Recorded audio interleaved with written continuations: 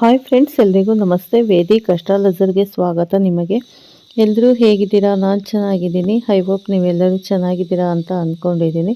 Please friends, ಈ ವಿಡಿಯೋನ ಫಸ್ಟಿಂದ ಕೊನೆವರೆಗೂ ಸ್ಕಿಪ್ ಮಾಡಿದೆ ನೋಡಿ. ನಿಮ್ಗೆ ಇಷ್ಟ ಆದರೆ ಲೈಕ್ ಮಾಡಿ, ಶೇರ್ ಮಾಡಿ.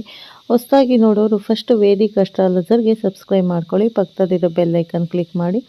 ನಾವು ಹಾಕೋ ಪ್ರತಿಯೊಂದು ವಿಡಿಯೋ ನೋಟಿಫಿಕೇಷನ್ಗೆ ಬರುತ್ತೆ, ತಕ್ಷಣ ನೋಡ್ಬೋದು ಸ್ನೇಹಿತರೆ. ಹಾಗೆ ಈ ವಿಡಿಯೋ ಇಷ್ಟ ಆದರೆ ಓಂ ಶಂ ಶನೀಶ್ವರಾಯ ನಮಃ ಅಂತ ಒಂದು ಕಮೆಂಟ್ ಕೊಡಿ. ನಾನಿವಾಗ ತಿಳಿಸ್ಕೊಡ್ತೀನಿ ಕುಂಭರಾಶಿ ಬಗ್ಗೆ. ಬನ್ನಿ ನೋಡೋಣ. ಕುಂಭರಾಶಿಯ ಸ್ನೇಹಿತರಿಗೆ ನಮಸ್ಕಾರ. ನಮ್ಮ ಹೊಸ ಕಾರ್ಯಕ್ರಮದ ವಿಡಿಯೋಗೆ ಸ್ವಾಗತ. ನಾನು ಇಂದು ನಿಮಗೆ ಹೇಳಲಿರುವ ವಿಷಯವು ನಿಮ್ಮ ಬೆನ್ನು ಮೂಳೆಯಲ್ಲಿ ನಡುಕವನ್ನುಂಟು ಮಾಡುತ್ತದೆ. ಏಕೆಂದರೆ ಇಂದು ರಾತ್ರಿ ಒಂದು ದೈವಿಕ ಶಕ್ತಿ ನಿಮ್ಮ ಮನೆ ಬಾಗಿಲಲ್ಲಿ ನಿಂತಿದೆ. ಅದು ನಿಮಗೆ ತಿಳಿದಿಲ್ಲದಿರಬಹುದು ಮತ್ತು ನೀವು ಇಂದು ಈ ವಿಡಿಯೋವನ್ನು ನೋಡದಿದ್ದರೆ ಬ್ರಹ್ಮಾಂಡವು ನಿಮಗಾಗಿ ನಿಮ್ಮ ರಾಶಿಚಕ್ರ ಚಿಹ್ನೆಯವರಿಗೆ ಮಾತ್ರ ಸಕ್ರಿಯಗೊಳಿಸಿರುವ ರಕ್ಷಣಾತ್ಮಕ ಗುರಾಣಿಯ ಬಗ್ಗೆ ನಿಮಗೆ ತಿಳಿದಿರುವುದಿಲ್ಲ. ಇದು ಏನು ಎಂದು ನೀವು ಆಶ್ಚರ್ಯಪಡುತ್ತಿರಬಹುದು. ನಿಮ್ಮ ಮನೆಯನ್ನು ಯಾವ ದೇವರು ರಕ್ಷಿಸುತ್ತಿದ್ದಾನೆ? ಆದ್ದರಿಂದ ಎಚ್ಚರಿಕೆಯಿಂದ ಆಲಿಸಿ, ಏಕೆಂದರೆ ಇದು ಕೇವಲ ಸಾಮಾನ್ಯ ಜ್ಯೋತಿಷ್ಯವಲ್ಲ.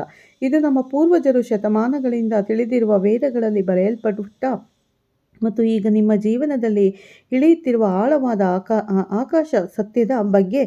ಆದರೆ ನಾನು ಈ ದೊಡ್ಡ ರಹಸ್ಯವನ್ನು ನೀಡುವ ಮೊದಲು ಇನ್ನೂ ಒಂದು ವಿಷಯವಿದೆ. ಈ ಸಂಪೂರ್ಣ ವಿಡಿಯೋದ ಅತ್ಯಂತ ಆಘಾತಕಾರಿ ಭಾಗವೆಂದರೆ ಅದು ಮತ್ತು ನಾನು ಈಗ ಅದನ್ನು ಬಹಿರಂಗಪಡಿಸುವುದಿಲ್ಲ. ಮೊದಲು ನಿಮ್ಮ ಮನೆಯ ಈಗ ಏನು ನಡೆಯುತ್ತದೆ, ಅಂದರೆ ನಿಮ್ಮ ಮನೆಯಲ್ಲಿ ಈಗ ಏನು ನಡೆಯುತ್ತಿದೆ, ಏನು ಬದಲಾಗುತ್ತಿದೆ ಮತ್ತು ಯಾವ ಅದೃಶ್ಯ ಶಕ್ತಿ ನಿಮ್ಮ ಚಾವಣಿಯನ್ನು ಹಿಡಿದಿಟ್ಟುಕೊಳ್ಳುತ್ತಿದೆ ಎಂಬುದನ್ನು ನೀವು ಅರ್ಥ ಮಾಡಿಕೊಳ್ಳಬೇಕು. ಈ ರಾಶಿ ಚಕ್ರ ಚಿಹ್ನೆಯ ನನ್ನ ಪ್ರೀತಿಯ ಸ್ನೇಹಿತರೆ, ಇಂದು ಸಾಮಾನ್ಯ ದಿನವಲ್ಲ. ಗ್ರಹಗಳ ಚಲನೆಗಳು, ನಕ್ಷತ್ರಗಳ ಸ್ಥಾನಗಳು ಮತ್ತು ಬ್ರಹ್ಮಾಂಡದ ಶಕ್ತಿ ಎಲ್ಲವೂ ಒಂದೇ ದಿಕ್ಕಿನಲ್ಲಿ ತೋರಿಸುತ್ತಿದೆ. ನಿಮ್ಮ ಜೀವನದಲ್ಲಿ ಒಂದು ದೊಡ್ಡ ಬದಲಾವಣೆ. ಈಗ ನಿಮ್ಮ ಮನೆಯನ್ನು ರಕ್ಷಿಸುವ ದೇವತೆಯ ಬಗ್ಗೆ ಮಾತನಾಡೋಣ. ನಿಮ್ಮ ಮನೆಗೆ ಬಿಕ್ಕಟ್ಟು ಬಂದಾಗಲಿಲ್ಲ, ದುಷ್ಟ ಕಣ್ಣಿನ ನೆರಳು ಬಿದ್ದಾಗಲಿಲ್ಲ, ಅದೃಶ್ಯ ಅಡಚಣೆಯು ನಿಮ್ಮ ಕುಟುಂಬವನ್ನು ಸುತ್ತುವರೆದಾಗಲಿಲ್ಲ, ಒಂದು ಶಕ್ತಿ ಸಕ್ರಿಯಗೊಳ್ಳುತ್ತದೆ. ಆ ಶಕ್ತಿ ವಿಷ್ಣುವಿನದು. ಹೌದು, ಬ್ರಹ್ಮಾಂಡದ ರಕ್ಷಕ, ಪ್ರತಿಯೊಂದು ಜೀವಿಯ ರಕ್ಷಕ ಮತ್ತು ಅಧರ್ಮದ ವಿರುದ್ಧ ನಿಲ್ಲುವ ಭಗವಾನ್ ವಿಷ್ಣು ಇಂದು ನಿಮ್ಮ ಮನೆಯ ಹೊಸ್ತಿಲಲ್ಲಿ ಅದೃಶ್ಯನಾಗಿದ್ದಾನೆ. ಇದು ಹೇಗೆ ಸಾಧ್ಯ ಎಂದು ನೀವು ಕೇಳಬಹುದು. ಆದ್ದರಿಂದ ನಿಮ್ಮ ರಾಶಿ ಚಕ್ರ ಚಿಹ್ನೆಯ ಅಧಿಪತಿಯಾದ ಶನಿಯು ಒಂದು ನಿರ್ದಿಷ್ಟ ಸ್ಥಾನದಲ್ಲಿದ್ದಾಗ ಮತ್ತು ಗುರುವು ಅವರೊಂದಿಗೆ ಆಳವಾದ ಸಂಪರ್ಕವನ್ನು ರೂಪಿಸಿದಾಗ ಒಂದು ದೈವಿಕ ತ್ರಿಕೋನವು ರೂಪುಗೊಳ್ಳುತ್ತದೆ ಮತ್ತು ಆ ತ್ರಿಕೋನದ ಶಕ್ತಿಯು ವಿಷ್ಣು ಅಂಶವನ್ನು ನೇರವಾಗಿ ಜಾಗೃತಗೊಳಿಸುತ್ತದೆ ಎಂದು ಅರ್ಥ ಮಾಡಿಕೊಳ್ಳಿ. ಇದು ಕೇವಲ ಧಾರ್ಮಿಕ ನಂಬಿಕೆಯಲ್ಲ, ಇದು ನಮ್ಮ ಪೂರ್ವಜರು ಸಾವಿರಾರು ವರ್ಷಗಳ ಹಿಂದೆ ಕಂಡುಹಿಡಿದ ಜ್ಯೋತಿಷ್ಯ ಮತ್ತು ಆಧ್ಯಾತ್ಮಿಕತೆಯ ಸಂಗಮವಾಗಿದೆ. ಮತ್ತು ಇಂದು ಈ ಸಂಗಮದಿಂದಾಗಿ ನಿಮಗೆ ನಿಮ್ಮ ಮನೆಯ 4 ಮೂಲೆಗಳ ಸುತ್ತಲೂ ರಕ್ಷಣಾತ್ಮಕ ಕವಚವು ರೂಪುಗೊಳ್ಳುತ್ತಿದೆ. ಆದರೆ ಇಲ್ಲಿ ಒಂದು ಎಚ್ಚರಿಕೆ ಇದೆ ಮತ್ತು ಈ ಎಚ್ಚರಿಕೆ ಬಹಳ ಮುಖ್ಯವಾಗಿದೆ. ಈ ಗುರಾಣಿ ತನ್ನದೇ ಆದ ಮೇಲೆ ಪೂರ್ಣವಾಗಿಲ್ಲ. ಅದನ್ನು ಪೂರ್ಣಗೊಳಿಸಲು, ಅದನ್ನು ಸಕ್ರಿಯಗೊಳಿಸಲು ಕೆಲವು ಚಿಹ್ನೆಗಳು ತಿಳಿದುಕೊಳ್ಳುವುದು ಅವಶ್ಯಕ. ಈ ಸಮಯದಲ್ಲಿ ನೀವು ಗಮನ ಹರಿಸದಿದ್ದರೆ ಈ ಗುರಾಣಿ ದುರ್ಬಲಗೊಳ್ಳುವ ಕೆಲವು ವಿಷಯಗಳಿವೆ. ಈ ದೈವಿಕ ಗುರಾಣಿ ನಿಮ್ಮ ಮನೆಯನ್ನು ನಿಜವಾಗಿಯೂ ರಕ್ಷಿಸಲು ನೀವು ಬಯಸಿದರೆ ನೀವು ಮೊದಲು ಮಾಡಬೇಕಾದದ್ದು ಈ ವಿಡಿಯೋವನ್ನು ಲೈಕ್ ಮಾಡಿ ಮತ್ತು ಕಮೆಂಟಲ್ಲಿ ಜೈ ಶನಿದೇವ ಅಂತ ಕಮೆಂಟ್ ಮಾಡಿ. ಇದು ಕೇವಲ ನಿಶ್ಚಿತಾರ್ಥವಲ್ಲ, ಇದು ಒಂದು ನಿರ್ಣಯ, ಒಳ್ಳೆಯ ನಿರ್ಣಯ. ಈಗ ನಾವು ಮುಂದುವರಿಯೋಣ. ನಿಮ್ಮ ರಾಶಿ ಚಕ್ರ ಚಿಹ್ನೆಗೆ ಪ್ರಸ್ತುತ ಬೆಳೆಯುತ್ತಿರುವ ಗ್ರಹಗಳ ಜೋಡಣೆ ಕಳೆದ 12 ವರ್ಷಗಳಲ್ಲಿ ಒಂದೇ ಆಗಿಲ್ಲ. 12 ವರ್ಷಗಳ ಬಗ್ಗೆ ಯೋಚಿಸಿ. ಗುರುವು ಪ್ರತಿ 12 ವರ್ಷಗಳಿಗೊಮ್ಮೆ ಒಂದು ರಾಶಿ ಚಕ್ರ ಚಿಹ್ನೆಗೆ ಮರಳುತ್ತಾನೆ ಮತ್ತು ತಾನೇ ಮತ್ತು ಈ ಬಾರಿ ಅದು ಒಂದು ಸಂದೇಶವನ್ನು ತಂದಿದೆ. ನಿಮ್ಮ ಜೀವನದಲ್ಲಿ ಕತ್ತಲೆ ಕರಗಲಿದೆ. ಸ್ವಲ್ಪ ಸಮಯದಿಂದ ನಿಮ್ಮ ಮನೆಯಲ್ಲಿ ಏನು ನಡೆಯುತ್ತಿದೆ, ಬಹುಶಃ ನಿಮಗೆ ಅದರ ಬಗ್ಗೆ ತಿಳಿದಿಲ್ಲದಿರಬಹುದು. ಆದರೆ ಒಂದು ವಿಚಿತ್ರವಾದ ಅಶಾಂತಿ ಇತ್ತು. ಸಣ್ಣ ವಿಷಯಗಳಿಗೆ ಕುಟುಂಬ ಜಗಳಗಳು ಇದ್ದವು. ಅವು ಎಲ್ಲಿಂದ ಬರುತ್ತಿವೆ ಎಂದು ನಿಮಗೆ ಅರ್ಥವಾಗದ ಆರ್ಥಿಕ ಸಮಸ್ಯೆಗಳಿದ್ದವು. ಏನೂ ಆಗುತ್ತಿರಲಿಲ್ಲ. ಪ್ರತಿ ಹಂತದಲ್ಲೂ ವಿಚಿತ್ರವಾದ ಅಡಚಣೆ ಎದುರಾಗುತ್ತಿತ್ತು. ಇದು ಕಾಕತಾಳೀಯವಲ್ಲ, ಇದು ನಿಮ್ಮ ಮನೆಯ ಮೇಲೆ ಆವರಿಸಿದ್ದ ನಕಾರಾತ್ಮಕ ಶಕ್ತಿಯ ಅವಧಿಯ ಪರಿಣಾಮವಾಗಿತ್ತು. ಆದರೆ ಈಗ ಆ ನೆರಳನ್ನು ಎತ್ತಲಾಗುತ್ತಿದೆ ಮತ್ತು ಅದನ್ನು ಭಗವಾನ್ ವಿಷ್ಣು ಸ್ವತಃ ಎತ್ತುತ್ತಿದ್ದಾರೆ. ನೀವು ಆಶ್ಚರ್ಯಪಡುತ್ತಿರಬಹುದು, ಆದರೆ ಇದು ನಿಜವೇ ಎಂದು ನನಗೆ ಹೇಗೆ ತಿಳಿಯುವುದು? ಹಾಗಾದರೆ ನಾನು ನಿಮಗೆ ಕೆಲವು ಚಿಹ್ನೆಗಳು ಹೇಳುತ್ತೇನೆ. ಈ 2 ಅಥವಾ 3 ಚಿಹ್ನೆಗಳು ನಿಮ್ಮ ಜೀವನದಲ್ಲಿ ಸಂಭವಿಸುತ್ತಿದ್ದರೆ ಈ ವಿಡಿಯೋ ನಿಮಗಾಗಿ ಎಂದು ಅರ್ಥ ಮಾಡಿಕೊಳ್ಳಿ. ಮೊದಲ ಚಿಹ್ನೆ ಎಂದರೆ ನಿಮ್ಮ ಮನೆಯ ಹಳೆಯದು ಇದ್ದಕ್ಕಿದ್ದಂತೆ ಮುರಿದು ಹೋಗಿದೆ ಅಥವಾ ಹದಗೆಟ್ಟಿದೆ, ಇದು ನಕಾರಾತ್ಮಕತೆ ಬಿಡುಗಡೆಯಾಗುತ್ತಿದೆ ಎಂಬುದರ ಸಂಕೇತವಾಗಿದೆ. ಎರಡನೆಯ ಚಿಹ್ನೆ ಎಂದರೆ ನೀವು ಇತ್ತೀಚೆಗೆ ನೀರು, ನದಿ ಅಥವಾ ದೈವಿಕ ಬೆಳಕನ್ನು ಒಳಗೊಂಡ ಕನಸನ್ನು ಕಂಡಿದ್ದೀರಿ. ಮೂರನೆಯ ಚಿಹ್ನೆ ಎಂದರೆ ನೀವು ದೀರ್ಘಕಾಲದಿಂದ ಸಂಪರ್ಕದಲ್ಲಿರದ ಹಳೆಯ ಸ್ನೇಹಿತ ಅಥವಾ ಸಂಬಂಧಿಕರಿಂದ ನಿಮಗೆ ಇದ್ದಕ್ಕಿದ್ದಂತೆ ಕರೆ ಬಂದಿದೆ. ಇವುಗಳಲ್ಲಿ ಯಾವುದಾದರೂ ನಿಮಗೆ ಸಂಭವಿಸಿದ್ದರೆ ಇದು ವಿಷ್ಣುವಿನ ಸಂಕೇತವಾಗಿದೆ. ಮತ್ತು ಅವನು ನಿಮಗೆ ಏನನ್ನಾದರೂ ಹೇಳುತ್ತಿದ್ದಾನೆ, ಆದರೆ ನಿರೀಕ್ಷಿಸಿ, ನಿಜವಾದ ಕತೆ ಇದು ಇನ್ನೂ ಬರಬೇಕಿದೆ. ಏಕೆಂದರೆ ಈ ರಕ್ಷಣಾತ್ಮಕ ಗುರಾಣಿ ನಿಮ್ಮ ಮನೆಯ ಗೋಡೆಗಳಿಗೆ ಸೀಮಿತವಾಗಿಲ್ಲ. ಇದು ನಿಮ್ಮ ಜೀವನದ ಪ್ರತಿಯೊಂದು ಕ್ಷೇತ್ರಕ್ಕೂ ವಿಸ್ತರಿಸುತ್ತದೆ. ಈ ಪ್ರತಿಯೊಂದು ಕ್ಷೇತ್ರಗಳಲ್ಲಿ ಏನಾಗಲಿದೆ ಎಂಬುದನ್ನು ನಾನು ವಿವರಿಸುತ್ತೇನೆ. ನಿಮ್ಮ ವೃತ್ತಿ ಜೀವನದಲ್ಲಿ, ನಿಮ್ಮ ಪ್ರೇಮ ಜೀವನದಲ್ಲಿ, ನಿಮ್ಮ ಹಣಕಾಸು, ನಿಮ್ಮ ಆರೋಗ್ಯದಲ್ಲಿ ಮತ್ತು ಈ ಪ್ರತಿಯೊಂದು ಕ್ಷೇತ್ರಗಳಲ್ಲಿ ಏನಾಗಲಿದೆ ಎಂಬುದನ್ನು ನಾನು ಒಂದೊಂದಾಗಿ ವಿವರಿಸುತ್ತೇನೆ. ಆದರೆ ಮೊದಲು ವೃತ್ತಿ ಜೀವನದ ಬಗ್ಗೆ ಮಾತನಾಡೋಣ. ನಿಮ್ಮ ರಾಶಿಚಕ್ರ ಚಿಹ್ನೆಯವರಿಗೆ ನಿಮ್ಮ ಕೆಲಸದ ಕ್ಷೇತ್ರದಲ್ಲಿ ಒಂದು ಪ್ರಮುಖ ಬದಲಾವಣೆ ಸಂಭವಿಸಲಿದೆ ಮತ್ತು ಈ ಬದಲಾವಣೆಯು ಯಾವುದೇ ಪೂರ್ವ ಎಚ್ಚರಿಕೆ ಇಲ್ಲದೆ ಇದ್ದಕ್ಕಿದ್ದಂತೆ ಬರುತ್ತದೆ. ಬೆಳಗ್ಗೆ ಎದ್ದೇಳುವುದು ಮತ್ತು ಹೊಸ ಬಾಗಿಲು. ಆದರೆ ಇಲ್ಲಿ ನಾನು ಒಂದು ವಿಷಯವನ್ನು ಸ್ಪಷ್ಟಪಡಿಸಲು ಬಯಸುತ್ತೇನೆ. ನೀವು ಸಿದ್ಧರಾದಾಗ ಮಾತ್ರ ಈ ಅವಕಾಶ ಬರುತ್ತದೆ. ಮತ್ತು ತಯಾರಿ ಎಂದರೆ ಕೇವಲ ಕಾಗದ ಪತ್ರಗಳ ಕೆಲಸವಲ್ಲ. ಇದರರ್ಥ ಮಾನಸಿಕ ಸಿದ್ಧತೆ, ಆಧ್ಯಾತ್ಮಿಕ ಸಿದ್ಧತೆ. ಏಕೆಂದರೆ ಗುರುವು ನೀಡುವ ಅವಕಾಶಗಳು ಹೃದಯದಿಂದ ಸಿದ್ಧರಾದವರಿಗೆ ನೀಡಲಾಗುತ್ತದೆ. ನಿಮ್ಮ ಪ್ರಗತಿಯನ್ನು ಬಯಸದ ಕೆಲವು ಜನರು ನಿಮ್ಮ ಸುತ್ತಲೂ ಇದ್ದಾರೆ. ಅವರು ನಿಮ್ಮ ಮುಂದೆ ನಗುತ್ತಾರೆ, ಆದರೆ ನಿಮ್ಮ ಬೆನ್ನಿನ ಹಿಂದೆ ನಿಮ್ಮನ್ನು ತಡೆಯಲು ಪ್ರಯತ್ನಿಸುತ್ತಾರೆ. ಶನಿದೇವರು ಈಗ ಆ ಜನರ ಮೇಲೆ ಕಣ್ಣಿಟ್ಟಿದ್ದಾರೆ ಮತ್ತು ಅವರ ನಿಜವಾದ ಬಣ್ಣ ಶೀಘ್ರದಲ್ಲೇ ಬಹಿರಂಗಗೊಳ್ಳುತ್ತದೆ. ಹೌದು, ನಿಮ್ಮ ಸ್ನೇಹಿತ ಯಾರು ಮತ್ತು ಕೇವಲ ನಕಲಿ ಯಾರು ಎಂಬುದನ್ನು ನೀವು ಕಂಡುಕೊಳ್ಳುವಿರಿ.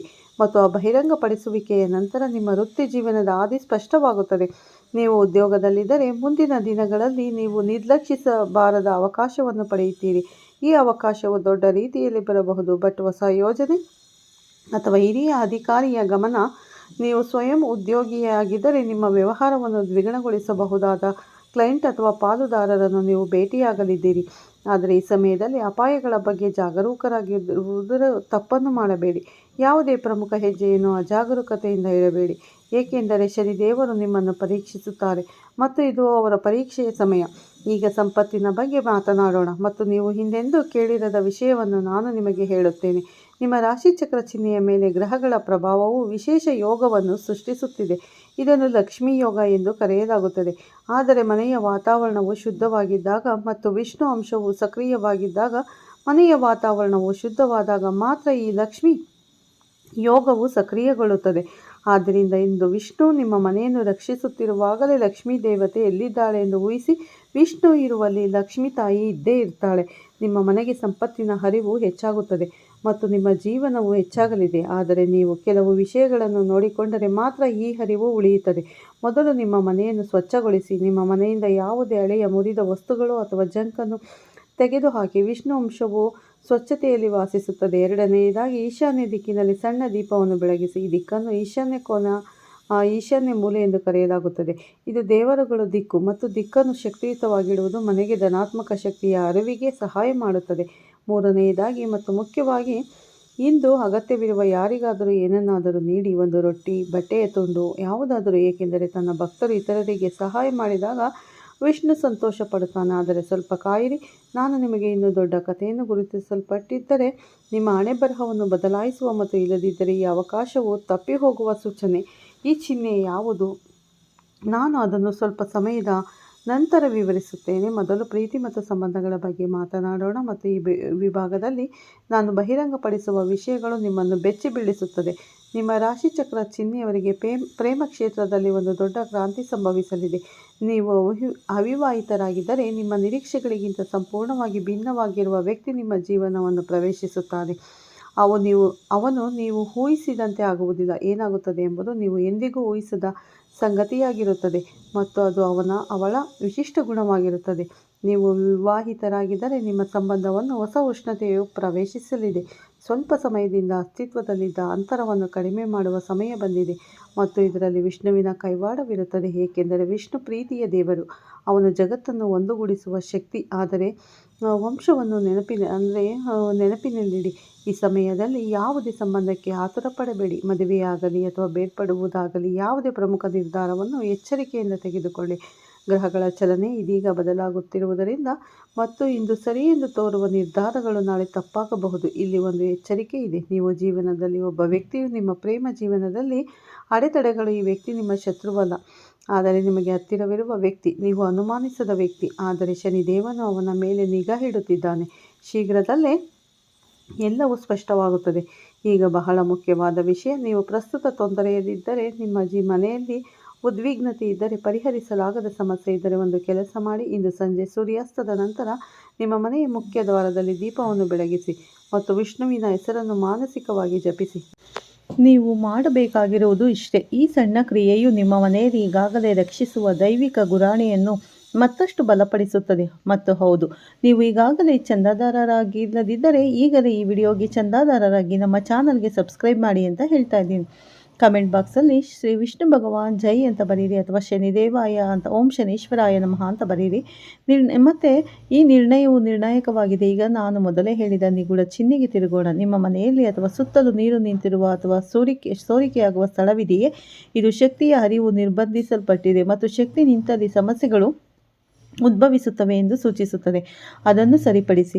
ಒಳಗಿನ ಪಿತೂರಿಗಳು ಬಹಿರಂಗಗೊಳ್ಳುತ್ತವೆ ಮತ್ತು ಮಿತಿಗಳನ್ನು ದಾಟಿದವರನ್ನು ಹೊಣೆಗಾರರನ್ನಾಗಿ ಮಾಡಲಾಗುತ್ತದೆ. ಆದ್ದರಿಂದ ಇನ್ನು ಸಮಯವಿದೆ, ಜಾಗರೂಕರಾಗಿರಿ ಮತ್ತು ನಿಮ್ಮ ಕಾರ್ಯಗಳನ್ನು ಸುಧಾರಿಸಿಕೊಳ್ಳಿ. ಇಲ್ಲದಿದ್ದರೆ ಮತ್ತೆ ಕತ್ತೆ ತನ್ನ ಹಾದಿಯಲ್ಲಿ ಓಡಿದಾಗ ಪಶ್ಚಾತ್ತಾಪ ಪಡುವ ಅವಕಾಶವೂ ಇರುವುದಿಲ್ಲ. ಮತ್ತು ಅಂತಹ ನಿಜವಾದ ಎಚ್ಚರಿಕೆಗಳು ಅಗತ್ಯವೆಂದು ನೀವು ಭಾವಿಸಿದರೆ ಈಗಲೇ ಚಾನಲ್ಗೆ ಸಬ್ಸ್ಕ್ರೈಬ್ ಮಾಡಿ. ಮತ್ತು ಮುಂದೆ ಬಹಿರಂಗಗೊಳ್ಳುವುದು ಅನೇಕ ಜನರ ನಿದ್ರೆಯನ್ನು ಕಸಿದುಕೊಳ್ಳುತ್ತದೆ ಮತ್ತು ಎಚ್ಚರಿಕೆಯಿಂದ ಆಲಿಸಿ, ಏಕೆಂದರೆ ವಿಷಯ ಇನ್ನೂ ಮುಗಿದಿಲ್ಲ. ಇದು ಇದೀಗ ಪ್ರಾರಂಭವಾಗಿದೆ. ಹೊರಗಿನಿಂದ ಅನೇಕ ಜನರು ಶಾಂತವಾಗಿ ಕಾಣುತ್ತಾರೆ, ಆದರೆ ಒಳಗೆ ಬೆಂಕಿ ಹುರಿಯುತ್ತಿದೆ. ಇತರರು ಬೀಳುವುದನ್ನು ನೋಡುವ ಸಂತೋಷ, ಇಂದಿನಿಂದ ದಾಳಿ ಮಾಡುವ ಅಭ್ಯಾಸ ಮತ್ತು ಅದರ ಮೇಲೆ ತಮ್ಮನ್ನು ತಾವು ನಿರಪರಾಧಿ ಎಂದು ತೋರಿಸುವ ಸೋಗು ಈ ಹೆಚ್ಚು ಕಾಲ ಉಳಿಯುವುದಿಲ್ಲ. ಏಕೆಂದರೆ ಒಬ್ಬರು ಮೇಲಿನಿಂದ ನೋಡಿದಾಗ ಮುಖಗಳು ಕಾಣುವುದಿಲ್ಲ. ಹೃದಯದೊಳಗಿನ ಸತ್ಯವನ್ನು ಓದಲಾಗುತ್ತದೆ. ಇತರರ ಹಾದಿಯಲ್ಲಿ ಅಡೆತಡೆಗಳನ್ನು ಸೃಷ್ಟಿಸುತ್ತದೆ ಇದ್ದವರು ಈಗ ಅವರ ಸ್ವಂತ ಮಾರ್ಗಗಳು ಮುಚ್ಚಲ್ಪಡುತ್ತವೆ. ತಮಾಷೆಯಾಗಿ ಯಾರೊಬ್ಬರ ಶಾಪವನ್ನು ಸ್ವೀಕರಿಸಿದವರು ಈಗ ಅದೇ ಶಾಪವು ಹಿಂತಿರುಗಿ ತಮ್ಮ ಜೀವನದಲ್ಲಿ ಪ್ರಕ್ಷುಬ್ಧತೆಯನ್ನು ಸೃಷ್ಟಿಸುತ್ತದೆ. ಶೀಘ್ರದಲ್ಲೇ ಅಂತ ಒಂದು ಹಂತ ಬರಲಿದೆ ಅಲ್ಲಿ ಅಧಿಕಾರ, ಹಣ ಮತ್ತು ಬುದ್ಧಿವಂತಿಕೆ ಎಲ್ಲವೂ ನಿಷ್ಪ್ರಯೋಜಕವೆಂದು ತೋರುತ್ತದೆ ಮತ್ತು ವ್ಯಕ್ತಿಯು ತನ್ನ ಕಾರ್ಯಗಳ ಮುಂದೆ ಮಾತ್ರ ನಿಂತಿರುವುದನ್ನು ಕಾಣಬಹುದು. ನೀವು ಏನನ್ನು ಅನುಭವಿಸುತ್ತಿದ್ದೀರೋ ಎಂಬುದರ ಬಗ್ಗೆ ಗಮನ ಹರಿಸಿ. ನೀವು ಸ್ವೀಕರಿಸುತ್ತಿರುವ ಸಂಕೇತಗಳನ್ನು ನಿರ್ಲಕ್ಷಿಸಬೇಡಿ, ಏಕೆಂದರೆ ನಿಮ್ಮ ಆಂತರಿಕ ಸ್ವಭಾವವು ಇಂದು ಸಾಮಾನ್ಯಕ್ಕಿಂತ ಹೆಚ್ಚು ಶಕ್ತಿಶಾಲಿಯಾಗಿರುತ್ತದೆ. ನೀವು ಇಲ್ಲಿಯವರೆಗೆ ಸಂಪರ್ಕಗೊಂಡಿದ್ದರೆ ದಯವಿಟ್ಟು ಈ ವಿಡಿಯೋವನ್ನು ಲೈಕ್ ಮಾಡಿ ಮತ್ತು ನಿಮ್ಮ ಆಲೋಚನೆಗಳನ್ನು ಕಮೆಂಟ್ಗಳಲ್ಲಿ ತಿಳಿಸಿ ಅಂತ ಹೇಳ್ತಾ ಈ ವಿಡಿಯೋನ ಮುಗಿಸ್ತೀನಿ ಸ್ನೇಹಿತರೆ. ಮತ್ತೆ ಮುಂದಿನ ವಿಡಿಯೋದಲ್ಲಿ ತಿಳಿಸಿಕೊಡ್ತೀನಿ. ಮತ್ತೆ ಸಿಗ್ತೀನಿ ಮುಂದಿನ ರಾಶಿ ಭವಿಷ್ಯದೊಂದಿಗೆ. ಅಲ್ಲಿವರೆಗೂ ಎಲ್ಲರಿಗೂ ಧನ್ಯವಾದಗಳು. ಯಾರು ಇನ್ನೂ ನಮ್ಮ ಚಾನಲ್ಗೆ ಸಬ್ಸ್ಕ್ರೈಬ್ ಆಗಿಲ್ಲ, ಈ ಕೂಡಲೇ ಸಬ್ಸ್ಕ್ರೈಬ್ ಆಗಿ. ಹಾಗೆ ವಿಡಿಯೋ ಇಷ್ಟ ಆದರೆ ಓಂ ಶನೇಶ್ವರಾಯ ನಮಃ ಅಂತ ಒಂದು ಕಮೆಂಟ್ ಮಾಡಿ. ಹೊಸದಾಗಿ ನೋಡೋರು ನಮ್ಮ ಚಾನಲ್ಗೆ ಸಬ್ಸ್ಕ್ರೈಬ್ ಆಗಿ ಸ್ನೇಹಿತರೆ. ಮತ್ತೆ ಸಿಗ್ತೀನಿ. ಎಲ್ಲರಿಗೂ ಧನ್ಯವಾದಗಳು. ಪ್ರತಿಯೊಬ್ಬರಿಗೂ ಒಳ್ಳೆಯದಾಗಲಿ ಅಂತ ದೇವರಲ್ಲಿ ಪ್ರಾರ್ಥನೆ ಮಾಡ್ತೀನಿ. ವಿಡಿಯೋನ ಸ್ಕಿಪ್ ಮಾಡದೆ ಪೂರ್ತಿಯಾಗಿ ನೋಡಿ.